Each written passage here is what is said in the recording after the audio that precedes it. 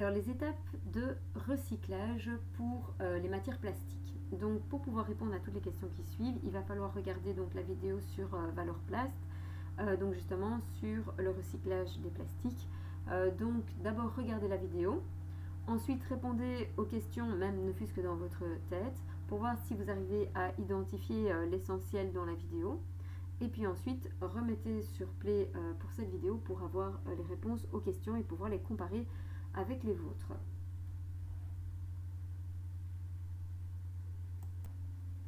Alors, quelles sont les étapes par lesquelles passent les plastiques de la main du citoyen vers les centrales de recyclage?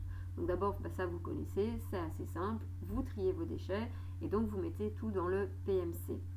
Donc ensuite, le PMC va être ramassé par les camions poubelles, ça paraît assez logique. Et là, on va avoir un premier tri des déchets au centre de tri et donc ils vont séparer l'aluminium et le plastique. Donc je vous avais expliqué, l'aluminium c'est par aimantation. Et puis on va trier le plastique en 3 catégories. Donc les transparents, c'est souvent du numéro 1. Les plastiques transparents mais qui sont colorés et puis les plastiques opaques. Donc par exemple tout ce qui est boîte de lait, etc.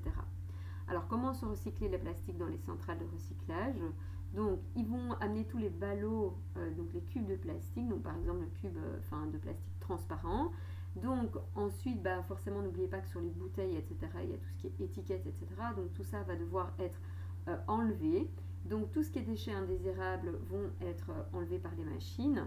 Puis les plastiques vont être broyés en petites paillettes.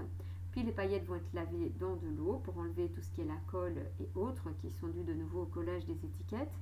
Puis les paillettes vont être séparées, c'est-à-dire qu'on va avoir les paillettes qui proviennent des bouteilles et les paillettes qui viennent des bouchons.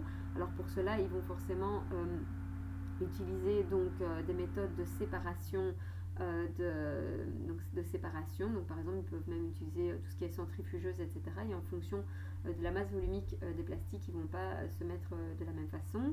Donc ils vont ensuite essorer et sécher ces paillettes et puis elles vont être transformées en granulés, c'est pas toujours le cas, et donc renvoyées dans des usines qui vont réutiliser ce plastique recyclé pour refaire par exemple de nouvelles bouteilles.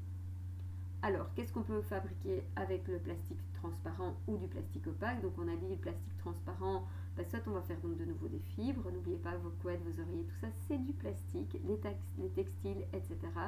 Les nappes isolantes pour toiture, des bouteilles transparentes pour l'eau, des barquettes de fruits, des ustensiles de cuisine. Et donc, on voit avec ce plastique transparent qu'on va pouvoir utiliser pour plein de nouveaux objets. Pour le plastique opaque, les sièges auto, les arrosoirs, flacons, tuyaux, etc. Alors, pourquoi est-ce qu'il est primordial de recycler les déchets en plastique? Simplement parce qu'on va déjà remployer ce plastique, donc c'est tout ce qui ne va pas aller ni dans la mer ni à l'incinérateur pour faire du dioxyde de carbone. Et donc, on va aussi diminuer l'utilisation de pétrole pour fabriquer les nouveaux produits plastiques, puisqu'on n'oublie pas que le plastique est issu du pétrole. On n'oublie pas que dans 50 ans, il n'y aura plus vraiment de pétrole, et donc là, peut-être qu'on nettoiera nos océans pour avoir la matière première. Ce serait déjà, en tout cas, une bonne chose. Et donc, il va aussi permettre la création d'emplois dans les centres de tri et de recyclage.